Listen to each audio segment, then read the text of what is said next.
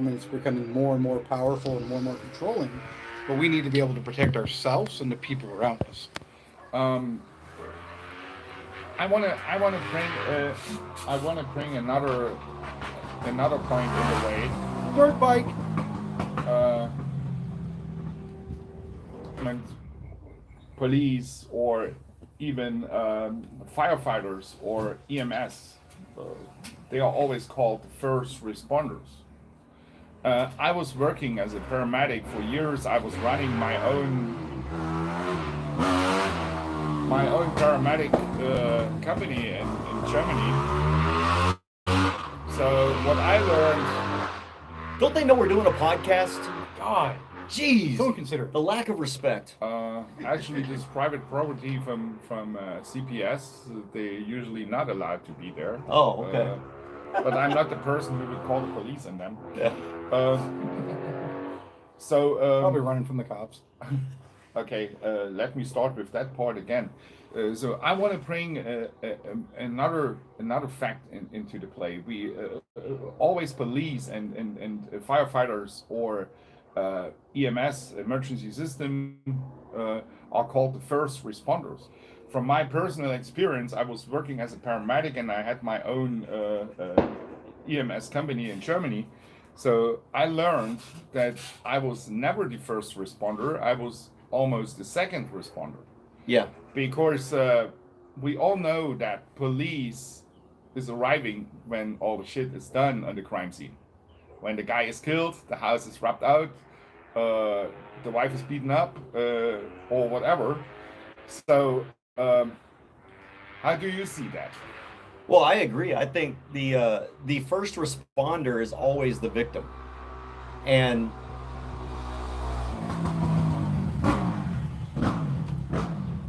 so the first responder is always the victim, and how that victim can respond is what dictates what follows. So, if a victim is able to respond to violence with violence, in other words, able to defend their rights with arms, then the response is only a paramedic to pick up the dead body. Or vice versa. If you don't have a gun, the second responder or the EMS is there to pick up the body, whereas the police are generally there to write their reports and if the guy is still alive to go find him. So I completely agree. I think the first to call it a first responder is sort of because the crime's already happened. You've already got the perpetrator, you've already got the victim, you've already got the crime, and the people on the scene are the first responders. But if you are in a society where you can't respond in a way that can protect your life, well, these people aren't respond. They're not first responders. They're responders to a crime. It's like a second order effect. So Well, even then, people have this perception that if you have a firearm, the only way it can be used is to kill somebody. I've used my firearm in self defense about a dozen times. Never once have I actually had to pull the trigger. It's what we refer to in America as a force multiplier. Someone comes up and they're trying to rob you. They say, "Hey, give me your money." I pull my firearm out. I'm not instantly pulling the trigger. If I feel the need where I'm in direct threat that someone has a gun, I think they're going to shoot me. I pull my firearm out, and I think it's the only thing I can do is shoot them to defend myself. By all means, that's what I have to do. But every time I've used mine, I pull mine out and I say, "Hey, I got a firearm. You can leave right now. You keep coming at me, you're going to get shot." And they take off. I defended myself, my family, and other people by using a firearm simply by pulling it out and showing them, "Hey, this is what's going to happen to you if you don't stop what you're doing right now." And a lot of people don't realize that's a lot of times that's the power of being able to legally own a firearm. You can stop the situation and keep it from continuing, keeping from someone getting hurt, someone getting robbed, a vehicle from being carjacked, or whatever the situation may be, by simply presenting the firearm into the equation. and that's the problem. A lot of people think that self-defense firearm uses means that you shot somebody or shot at somebody. The vast majority of self-defense firearms uses are simply showing the gun. When somebody breaks into your house or breaks into your business, the minute you pull out that gun, that stops any hostile actions. And you never have to pull the trigger. And I hope I never have to pull the trigger again in my life. But just the fact, and that's why I like to open carry, because a lot of times that just stops any ill intent already. So open carry means people are warned. People are warned. They know. And Bad so guys are warned. right, because that guy that wants to go for your wallet, right? He's looking for a soft target. He doesn't want to die for your wallet because he's probably going to get what, 30 bucks, 40 bucks, at maybe at most 150 bucks.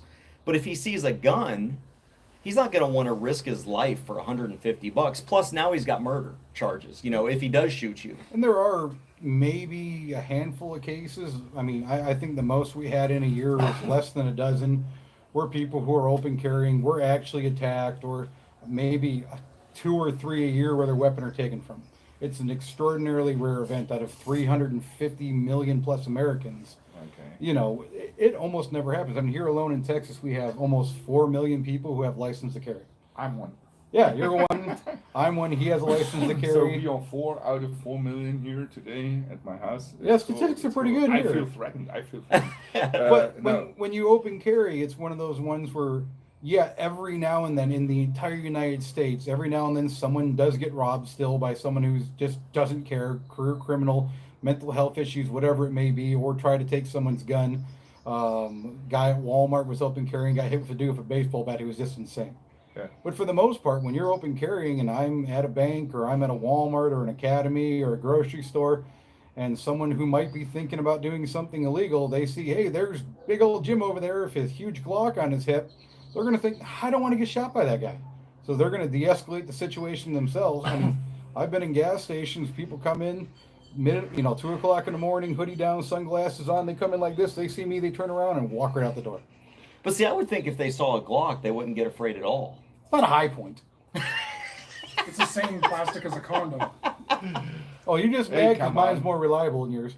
1911, the Glock debate. Sig Sauer, it's German made. Hey, I got a Sig 2, shut up.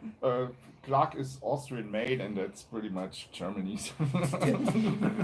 You're not helping us, Tom. Okay. I have 2 Glocks, so what? Oh, shit. I better shut up. Yeah, so my little call in brings me to another point. I heard that you had an interview with New York Times or something, and they asked you if you wouldn't think that it would be a threat to police when a bunch of open carry people, a bunch of armed guys, are standing in front of a police officer, if he wouldn't feel threatened. So, and as far as I know from your video, you gave an excellent answer. Would you mind to repeat that answer to this stupid question from? Well, yeah, people say that, don't you think it's intimidating to show up, you know, at these rallies or these protests with guns, that people are going to get intimidated? And my response to that is, why aren't people intimidated when cops show up with guns and start ordering people around and start pointing guns? It's only intimidating when the private citizen shows up with a gun.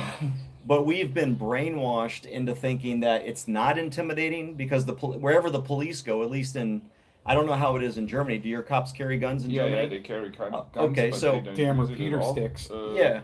They don't use it at all, as far as I know. Right. But that's a different story. But I mean, I don't understand why, you know, the police are 7 times more likely, well, it's almost 7 times more likely to kill you than a licensed handgun owner is. And that's I guess that's a very important point. Yeah, That's fine. the other side of the story. In Germany, they also talk about police state USA and police violence, especially against black people, and black people get shot from police and blah blah. I mean, the statistics talking a different story when it comes to the black people get killed, whatever. Well, we were actually But- talking about that on the way up here, and Yeah. people like to take statistics and they take them out of their values. Like they look at how many black people are shot. Now, white people are killed more by cops in America than black people. So they respond with, well, there's more white people in America than there are black people, which obviously is true. Black people make up roughly 18 to 19% of the population. White people make up, I think, 68? yeah, somewhere around there, 65, 68. It fluctuates, but you know, there are rough numbers depending upon what the census says.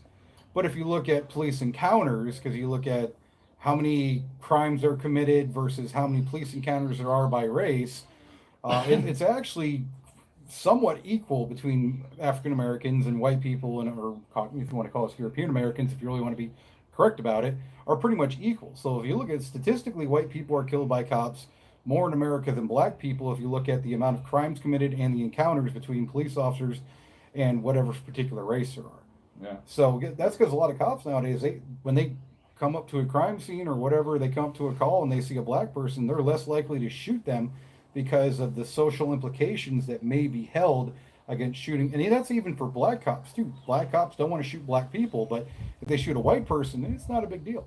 Yeah. It's not a problem of whether the cops are shooting black people or white people. The cops just want to shoot you. They don't care what you look like. Yeah. They just want to shoot you. And that's the problem that we've got to solve. And we've got to stop arguing about, well, they're only shooting you because you're black or you're white or anything like that. We need to start solving the problem of why are cops shooting us, period. Yeah. I guess this was, for me, it was important to clarify that. Yeah. To bring this to the attention of Germans, because, they always refer just to this point of view. And let's go to another story. Police overreach, police violation, violence, whatever. Well, that has a lot to do with the. I'm sorry, I'll let you finish. Yeah, let me ask my question first. Nein. Doch. Aber natürlich. Kindergarten. Gesundheit. May mucho gusto. Ein Bier bitte. 2 Bier bitte. Ein Bier bitte. That's more important to survive. Yeah. You want No, a beer? nah. It's in the No. fridge. Germany. Yeah, I know, but I'm American, That's right. Absolutely, you're American. I'm not German anymore. Sometimes I really wish I would be able to forget my mother language, because when I start to read German newspaper online, I just could throw up, especially when they write something about America. So stupid. It's so stupid. But anyway, okay. Let's go to the theme: police violence, police overreach, and stuff like that. You both had made very bad experience just for standing on public ground, on public property, having a gun, an AR-15 in front of your belly. Not even that. It was an unloaded 22. Yeah, okay. Yeah, like no matter what it is, The yeah, most unpowerful round So- ever. you had a gun in front of your chest. You didn't even touch the gun. You got attacked twice. For me, the more exciting video I want to show here right now is the second incident, which was happened here in Almos Park. Yeah, Jim. Well, let me give you background before we get to that. Here's why that happened. So we had been having problems with Olmos Park. Some other groups had been coming here. Okay. They were harassing and pointing guns at people for their First Amendment speech, but because he had a handgun. Holding a sign. Holding a sign. So they contacted us because we're a gun rights group, and now they're doing this because he's carrying a handgun, and then of course he carried a rifle, and it just the police kept escalating. So they contacted Open Carry Texas. We got involved. I called Jim and I called a few other friends because we were planning a rally in Olmos Park, but I wanted to see for myself. Okay. Because whenever someone calls us, sometimes we don't know, okay, what did they do to incite the situation? And Open Carry Texas, we do things a little bit differently. We try to do things in a way that if you're going to violate our rights, it's going to be a clear violation. We're not going to do anything that's going to give you a reason. So I called people I trust, mostly veterans, and then some people that can film. And so we took a small group of 5 of us. I mean, not counting the filming Yeah, guys. and this is after our campaign of trying to negotiate with the city as well. Yeah, and I had already written the city an email. I had sent them this an was like a email. It month? was like 2 weeks prior to that. I never got a response. I called the police chief. He seemed to, I mean, he got the email but never responded. So then we went the very next day, and we had a plan in place where first we were going to have one person out there with a Gotta gun. talk about the phone call first. Well, I had a phone call with the police chief, and he seemed to think, because I told him, I was like, okay, you realize open carry is legal? He says yes. And well, are you going to point guns at me if I show up? And he's, oh, that's a stupid question. Are you going to tase me? That's a stupid question. Are you going to shoot me? That's a stupid question. I'm not even going to answer that. And so we thought, okay, this isn't going to be a problem. So we showed up. The initial plan was first Jim was going to be out there for a little while. We were going to see how that goes with one guy. Most people don't know me. Yeah, most people don't know Jim. Then we were going to move to 2 people walking around with a rifle to see if maybe that would test it a little bit more. Anyway, eventually we would have 5 people walking around with guns just to see what the response is and whether or not these complaints were true. And then that's where I'll let you, because here comes the execution of the plan. So that was the plan. Here's the execution of the plan. Yeah, and after the phone call that CJ had made to the chief of police, and he assured them that they were going to follow state law and everything was going to be okay and everything's fine. I figured him being the head law enforcement official, he would tell his officers, hey, if you see people open carrying, just leave them be. We don't want to get lawsuits, knock it off, realizing the error in the way of the department, and they would correct themselves. So we showed up, and I got kind of a harsh warning about how bad this department was. And, anytime I go into the major city, I always bring a bulletproof vest just because I'm kind of paranoid being a veteran. So, they said, hey, you got to be careful. These guys are trigger happy. You don't want to get shot. So, I threw mine on. It's a little concealable one. You can't tell underneath your clothes. I grabbed my little unloaded 22 rifle. I have actually the same gun I'm carrying today I had on that day. And I'm like, okay, well, let's head into the town. I'm going to stand on just a sidewalk. I'll go down to the corner, smoke a cigarette, walk back. I figured worst comes to worst, they might show up. They might go, hey, you're not supposed to have a gun. Worst case scenario, they might detain me and cut me free, because that's what's been happening in the past. I was wrong. I was out there for maybe 5 minutes. Maybe 5 minutes. Next thing I know, I got a couple officers, guns drawn, telling me to get on the ground. Well, because here's what happened. So the police department's only about a block away from where Jim was set up. And Jim was set up at the exact same place where the previous guys had been harassed. And so what I did was, and we also had cameras set up in very different places so we could get a 360-degree view. So there was no question about whether what we were doing was legal or not. And so what I did was I walked over to the police station and I sat down just to watch and see if there was any movement over there. And as soon as I saw movement, that's when I contacted on the radio, because we had an internal radio comm.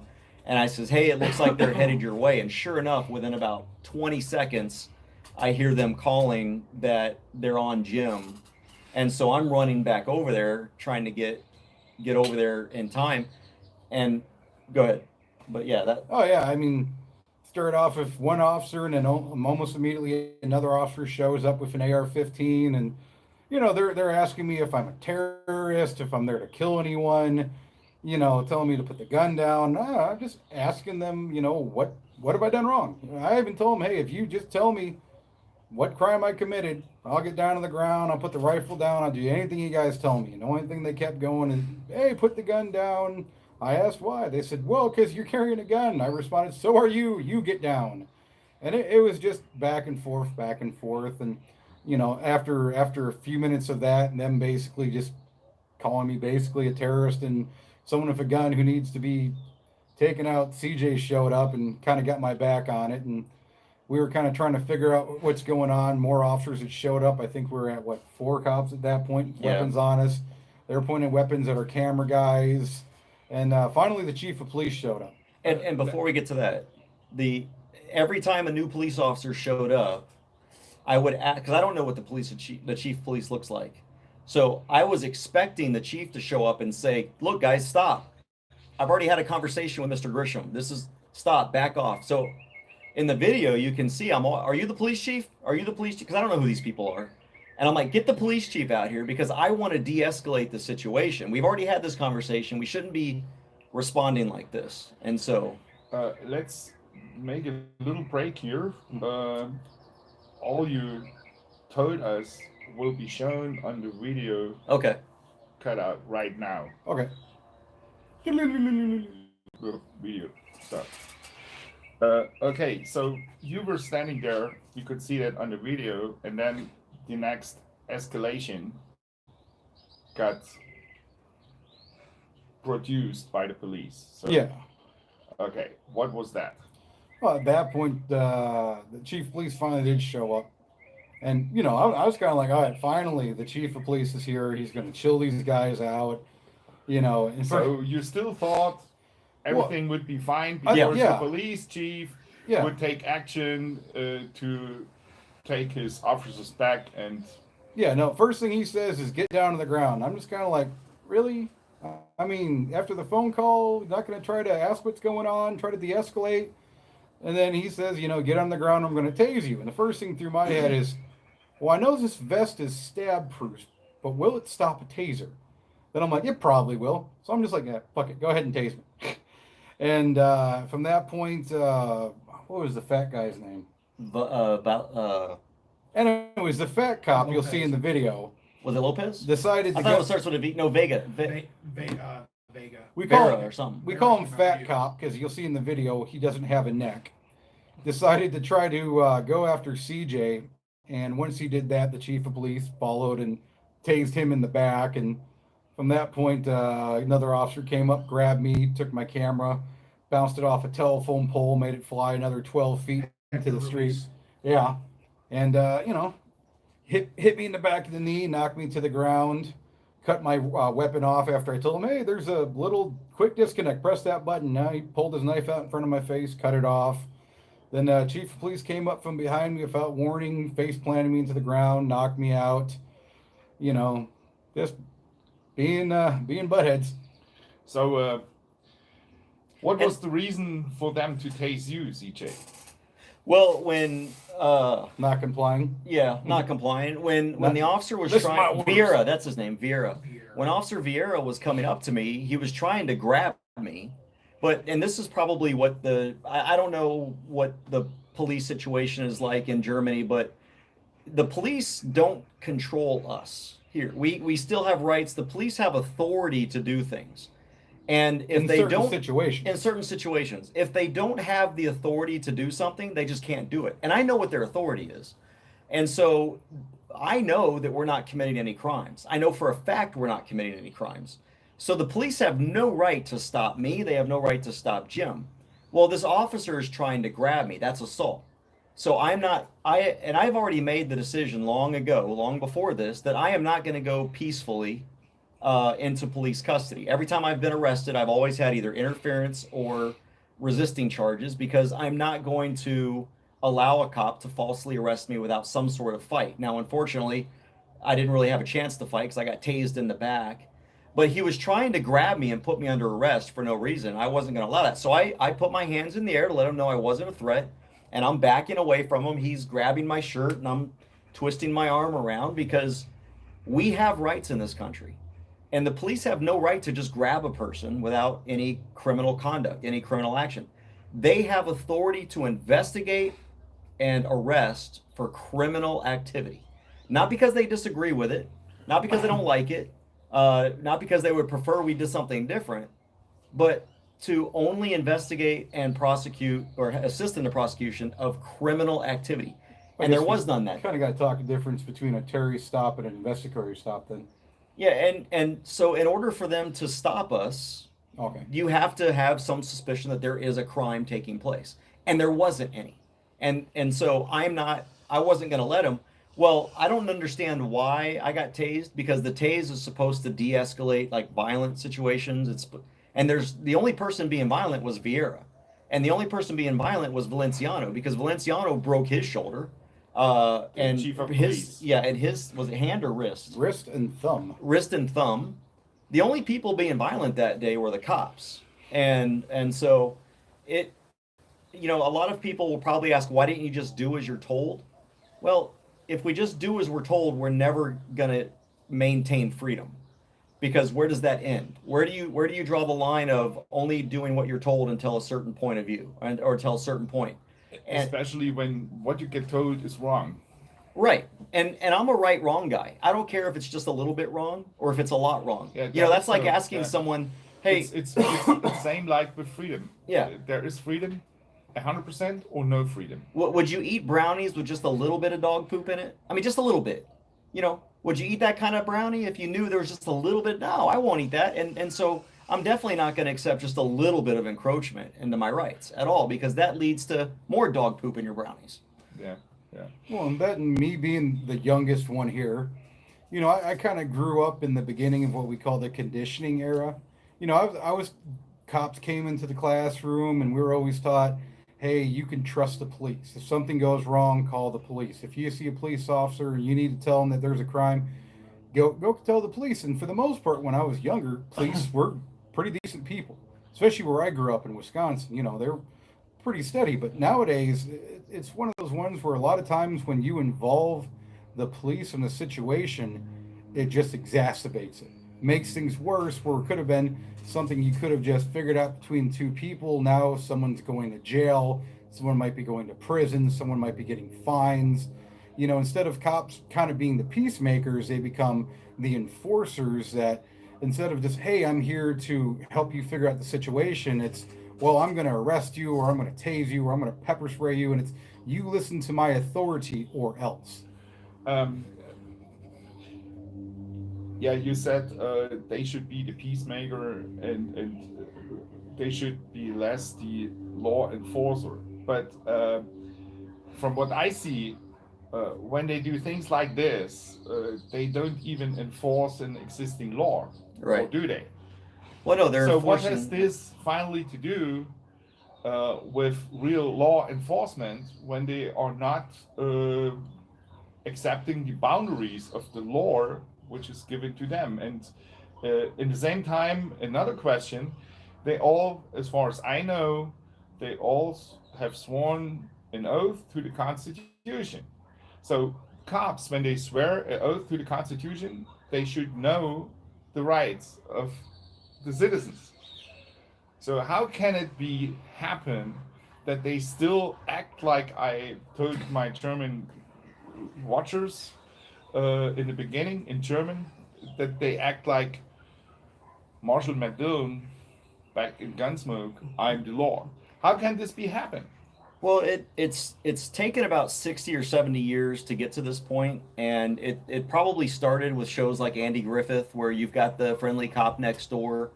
But there has been a steady push, a public relations push to create this idea in society. I mean, I remember when I was a kid, that, you know, the police would show up and they'd talk about it in their class, you know, and there was all this respect about cops. And I was an explorer when I was a teenager in Florida. I was a police explorer. I went out with the police. I wanted to be a cop.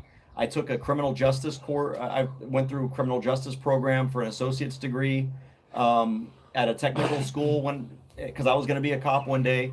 I joined the Army. I wanted to be a military police officer, but I was too short at the time. There was a 5'7" height requirement, and I'm 5'5". So I ended up going into another field, and I mean, I became a counterintelligence agent and still worked with police. And I was going to become a police officer when I got out of the Army, because I had a great tanker. Yeah, I believed in what I was sold as a kid, which is that the police are there to protect you. They're the good guys, all that kind of stuff. And in 2009 is when this all changed. That's when my eyes started opening, when I was I was fighting the school system over wearing uniforms, mandatory uniforms. And I was at a PTA hearing, and I was essentially kicked out and assaulted by a cop in the hallway. And that's the first time I had my first negative encounter with a police officer, because he's breathing right down my back. I go to turn around to tell him to get off my back, because I can literally feel him breathing on my neck. He's that close to me, to make sure that I leave the school property. And so I turn around to tell him to back off. He slams me up against the wall. I cocked my hand back. My wife got involved, stopped me from doing that. That's the first encounter I've ever had bad with the police, and that's what woke me up. And then 2013, I got arrested, 4 years later, and it just, I realized that the police aren't, but like I said, it started back about 60 years ago with trying to convince society that the police you need to trust them. You need to do what they say. Just obey, just obey, just obey. And that attitude has been so pervasive that cops have been able to get away with so much. But unfortunately for them, and fortunately for freedom, in the last 10 years or so, cameras, everybody carries a camera everywhere they go now. It's on your phone. And it's starting to change. The cameras have changed the paradigm. And so that's where all this has come from. And we're starting to see Okay. really Okay. what happened. I have to explain my German watchers something when it comes to the point of cameras. I will do that in German, so Okay. please, guys, don't get confused. I will pretty much tell them the difference that here you can use a camera and you can film whatever you can see with your own eyes. That's different in Germany. Oh, wow. Liebe Leute, hier mal zur besseren Erklärung. Hier in den USA kann man wirklich überall eine Kamera benutzen und überall filmen. Auch Government Officials, also Angestellte vom Government in jedweder Preislage, also von Regierungsbehörden bis runter zur Polizei oder irgendwas, wenn die in Ausübung ihrer Tätigkeit stehen. Und da gibt es einen Grundsatz, der lautet, also wenn du dich in der Öffentlichkeit bewegst, hast du auch nur eingeschränkte Privatsphäre oder Persönlichkeitsrechte, weil du dich ja in der Öffentlichkeit bewegst. Bei euch ist das ja anders, da wird ja immer nach Persönlichkeitsrechten gefragt und. Da geht ja teilweise sogar Täterschutz vor Opferschutz, wenn es um die Persönlichkeitsrechte geht und so weiter. Das ist hier anders und was CJ uns gerade erzählt hat, ich habe es zwar mit Subtitles übersetzt, aber um das nochmal ganz glasklar zu sagen, also die Art und Weise, wie die Polizei eben jetzt vorgeht, ändert sich seit dem Zeitpunkt, seitdem alle Handys und so Kameras haben, weil dadurch die Leute auch viel mehr filmen und vor allen Dingen eben auch filmen, wenn die Polizei sich bösartig verhält. Okay, guys, let's go back to Olmos Park. I mean, Olmos Park had a city ordinance saying that guns or carry a gun would be prohibited in the city of Olmos Park. Can it be happen that they overreacted because of the city ordinance? Can this be an excuse? If yes, it would be fine. If no, why can't this be used as an excuse? Can you take this one? Sure. Okay. So you obviously have federal law and we have state law. I'm not sure Germany how that works, but you have federal law that has certain amount of protection, and then you have a state law. Just like we have a federal constitution that provides us a certain amount of protections, and then we have a state constitution that, for the most part, mimics it, but adds a little extra protection in the state boundaries. Also in state law, it says that when it comes to penal codes or criminal codes, no city, municipality, or county can create any criminal law that is greater than the state law. So basically what it says is you can't make a law that's, when it comes to guns or when it comes to anything that's a criminal enforceable thing, that's going to be greater than what the state says. And the reason they do that, So Go go ahead. Sorry. is they don't want, like when it comes to carrying a firearm, they don't want someone to be able to carry a firearm this way in Houston, but when you travel to Dallas, it's illegal. So you have one set of laws that everyone knows and everyone will abide by, and you don't have a bunch of different, we call patchwork law, where you got to figure out one law in one city and a law in another city, and people are constantly getting in trouble. So everything's uniform across the entire state. So when Olmos Park created the law saying, well, you can't have a loaded shotgun or rifle in city limits, they violated the state law by doing that. They don't have the authority to be able to create a city ordinance that does that. Okay, let me ask you another question. The police is hired by the city. So even when the city council decides to put a law in place, even when it's in violation of the state law or the federal law, has the police officer to follow this illegal law. It's finally an illegal law to follow that illegal law. Does he has the obligation to No, follow that because law? the police, so the police have to follow all laws. And like us, they're supposed to know what the law is. And if the law says that a city can't pass a law, and the city does pass a law, they have no obligation, duty, or authority to enforce a law that itself is illegal. Okay. So the police should have, and did in fact, know that the ordinance that they were enforcing was illegal. They knew it because we put them on notice to let them know. I even Weeks. verbally stated the law during the. I had a copy of the law with me Yeah, I guess that you day. can call it the standoff, Yeah.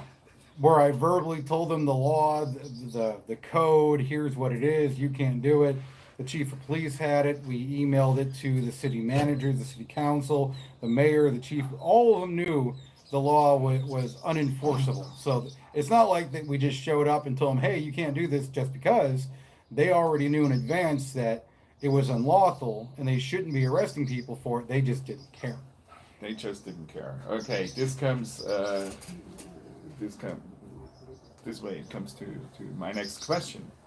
So I saw the videos when you, ZJ, got released out of jail. I saw your tremendous wound on your head, and I told you I was a paramedic. I'm a registered nurse as well. So in the surgery unit. So when I saw it, I was like, fuck, this should have been treated right after it was happened. I treated him with toilet paper in the jail cell. Yeah, that's one thing which is crazy. So I was a Compact certified medic. It was not just the violence in Olmos Park. Even everything what was going on afterwards seemed to be unlawful, inhuman, and a violation of very, very basic rights. So what are the consequences right now? Well, what a lot of people haven't seen yet is when they took us to the police station, or at least took me to the police station, I almost passed out.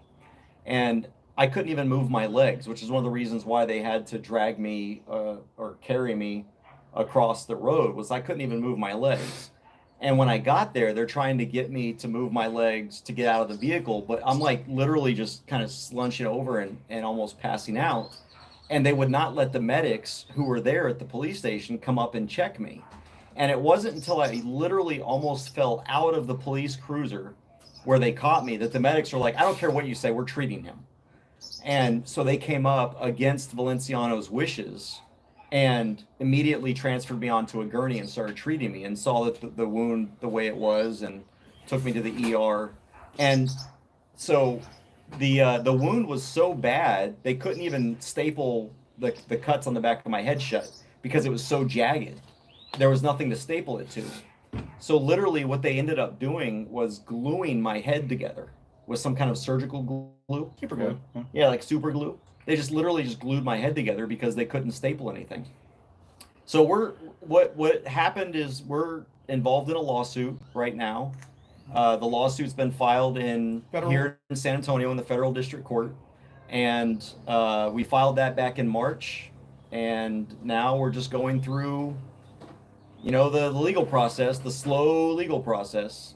We did file that in March, and they have until mid-May or towards the end of May to respond to the lawsuit. Yeah, and it's not like we went straight to, hey, you give us money, that's what we want. I mean, our initial request was, hey, you get rid of the chief of police, you get rid of the officers that were, because it's not just the officers involved in this, there's other officers that are in the department that may not necessarily be bad, but the ones who are involved in this who obviously don't care about the state constitution, the federal constitution, fire them, get rid of the chief, and send up what happened here to the DA for possible prosecution.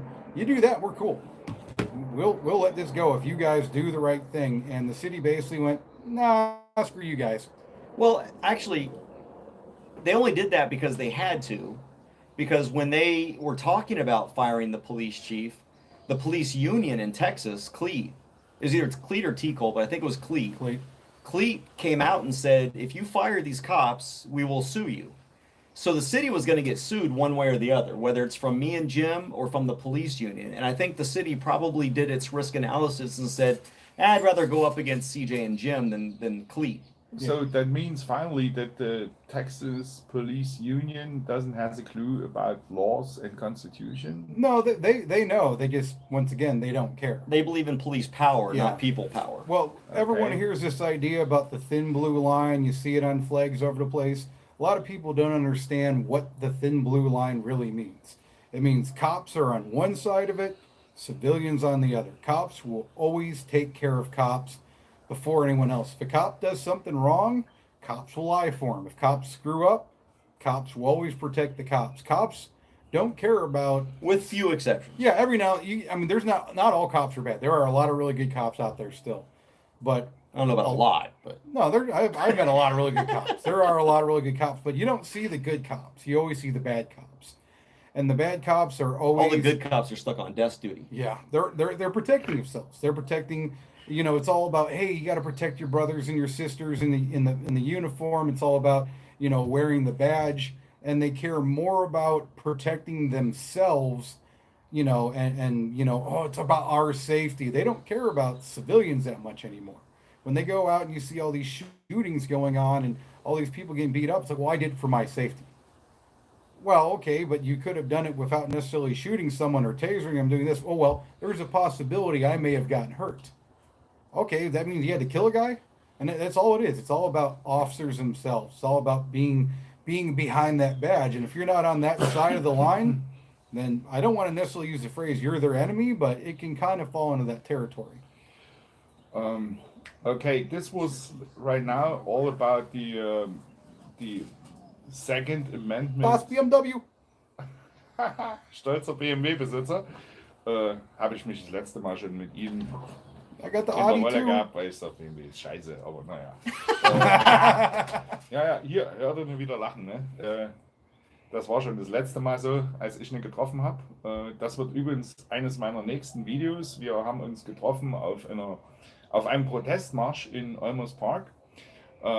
Open Carry. Ich hatte kurz zuvor meine License bekommen und habe da natürlich mit stolz geschwellter Brust dran teilgenommen. Und hier, ich habe ja auch hier OCT, ne? War ein Geschenk von CJ. War ich ganz stolz drauf, dass ich das erste Mal an sowas mit teilnehmen konnte, weil vorher hat es keinen Sinn gemacht, da konnte ich keine Knarre tragen. Also insofern haben wir das Thema BMW halt ausgekaspert und schon hinter uns, war echt lustig. Yo, back to the interview. This was about Second Amendment incident, whatever. But I mean, when you look up YouTube, you find a lot of channels. They fight for the First Amendment rights, freedom of speech, freedom of press, and these people don't show up with guns. Actually, they just show up with a camera, and they get. In many times, I mean, you see that it's getting less and less and less that they get attacked that hard. But in the very beginning, we saw a lot of overreaching police because people simply showed up with cameras. So there was no danger at all when a guy is there with a camera. What can he do? He can throw the camera after the police officer. That's it. And since these cameras are small and smaller and very small, not like in the past when you had such huge cameras, so it's no danger at all. So why do you guys think they get pissed and feel threatened because somebody is holding a camera on them, even from a bigger distance? Well, I think, like I said earlier, I think it just has to do with the fact that police have been the law around here for way too long. They've been able to get away with doing whatever they want. They've had this power unchecked for so long. And now you've got cameras out there that can hold them accountable and show truly what they're like. And they don't like that. And it's very ironic because they question, if you've got a camera on you and you're doing your audits or whatever it is you're doing, if you've got a camera, they automatically assume you're looking for trouble, but yet these are the same people that are out there wearing cameras themselves everywhere they go. That's what I was going to say. So they looking for trouble because they're wearing body cams. Exactly. It's the definition of hypocrisy. Yeah, that brings me to another question. So here in San Antonio, we have the police department. They have everybody has body cam, and so they record any encounter with a citizen, no matter what. They have to. It's ordered. So do you see a difference in their actions when you meet police officers with a body cam and when you, for instance, get stopped by a police officer on the countryside? They don't have body cams. Do you see a difference? I don't. I think the difference I see is cop specific. I don't. I think some police probably, because they know they have a body cam, act differently, but a bad cop doesn't care that he's got a camera. Okay. Because they know that if they look bad, all they've got to do is lose the footage. Oh, I forgot to push record, or we lost the video, or The data was corrupted. yeah. I mean, how many times have you seen video where they'll be going and they'll mute the mic or they'll turn the camera off, or if you even try to get Freedom of Information Act, oh, I'm sorry, you can't do it. I mean, we tried to get the body cam footage and everything through Almost Park, and they kept coming up with ridiculous reasons why they couldn't. Oh, you didn't request for it properly. Oh, if you want it, you have to pay $6,000 in lawyer's fees before you can get it. There's always some excuse they can come up with where they can bury that evidence. So even having one doesn't necessarily mean they're going to do the right thing, because they can always make it go away. Yeah, I know. I saw videos actually where police officers got caught on their own crime. Because they forgot to manipulate their own body cams. But that's the great thing about the body cam and the citizen cam is it protects and it hurts the cops. It protects the good cops and it hurts the bad cops. And it protects the good citizens and it hurts the bad citizens. The camera doesn't lie. And when you go to a trial and one party is saying this and one party is saying that, and the judge can look at the camera and both sides are looking for a summary judgment on the case, if these are two polar opposite things, a judge can look at the camera footage, determine which of these stories is most like the camera footage, and pronounce summary judgment, because the camera's the third witness that doesn't lie. It doesn't have an agenda. So that's why it's so important. I mean, the camera has saved my life, because in all three times I've been arrested since 2013, all for activism, Troublemaker. the police have lied on every single police report. And the reason my charges were thrown out, at least in the second two, was because the police report didn't match the footage. And that's the power of a camera. So it was obvious that the police was lying. Did this have consequences for them? No. Well, they will for Almost Park. They're definitely going to be. But I mean, for there had to be a guy who was filling out the police report. He was obviously lying. So when I lied to my mom and she found out, she punished me. So when I lied to my teacher and he found out, he punished me. Well, we have a thing called qualified immunity in Texas. Basically, if the cop thinks what he was doing was right, or if that's how he remembered the situation, then, oh, well, he wasn't lying. That's how he remembered it. So unless you can 100% absolutely prove that they were purposely lying on their report, and then you can have someone in the department bring that report up, bring it to a DA. You have a DA that will take it. Unless you have the perfect conditions to bring everything together, they just get away with it. It happens every day. So let me put it in another perspective. If I would be a police officer involved in such an encounter, I would have to write a report, and I had a body cam, and I can't remember right. I simply look up the video, what was happening. So there is, for my opinion, there wouldn't be any excuse to remember wrong on the written report when I also have access to my own video footage. See, now you're thinking So logically. why they can Because get the- away with it? because the police know that they can alter anything. If they realize they've lied on the police report, all they've got to do is get rid of the video evidence. Then it's my word against yours. And juries, which are comprised of ignorant citizens, Most are of the time. are essentially taught to believe the police over the people. If a police officer says something, you better have some hard evidence. Because if it's your word against his, you lose. Period. Yeah, of course. Period. That's everywhere. If all you have is a police officer's word against the citizen's word, This is not you're gonna different- lose. It's not different from Russia, East Right. Germany in these days, Spain, France. but I Yeah. would say that the camera is changing that.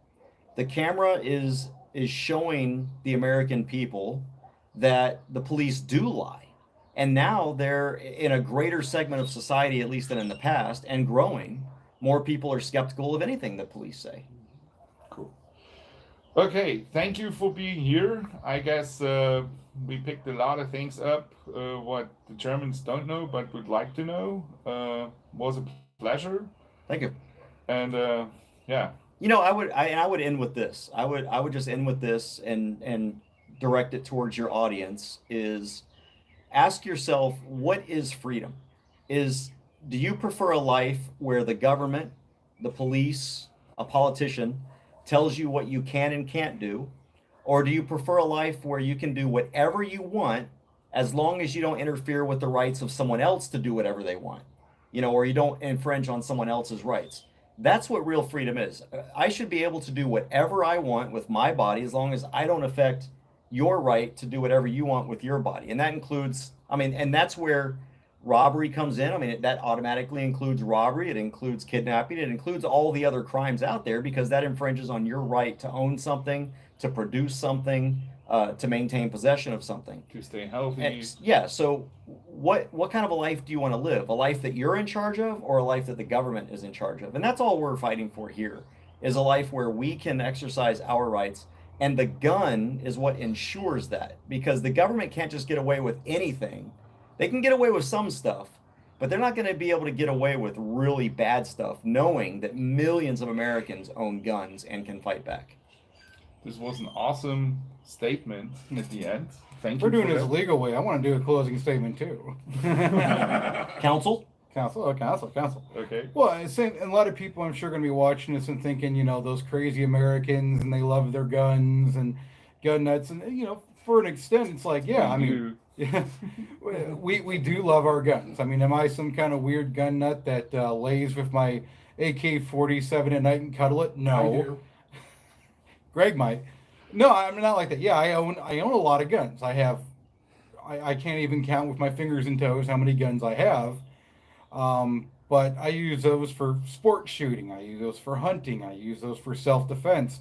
Some of them I just like to have because they're cool centerpieces. Like, hey, look at this cool gun I got to my other gun friends.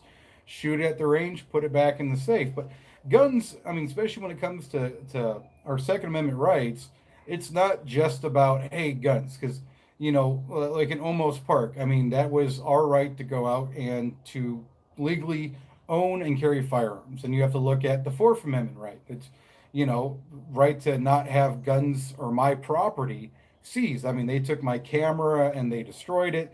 They took an SD card from my wallet and CJ's SD card from his camera, and they destroyed them, made so they can't be used, and any footage that was on them is gone. They tried to delete they actually did delete the footage from my camera, and I had to recover it at home using a computer program to get it back because they thought they could just destroy my property. They took my rifle, they took my knife, they took my cell phone, they took my handgun, they took all of CJ's property. They're taking things that belong to us without any real cause to do so, just by making up some fake crimes we didn't commit. And then they take away our right to be able to use speech. You're trying to say that, we were committing a crime because we verbalized what we were trying to say to them during our unlawful detainment. Well, our rights protect our ability to be able to speak during a detainment. We can do that. But this is not just about guns. It's about protecting all the rights that we have. and those are multiple rights that were violated in Amos Park. And if you don't have firearms, and sometimes you don't have the ability to protect any of your rights.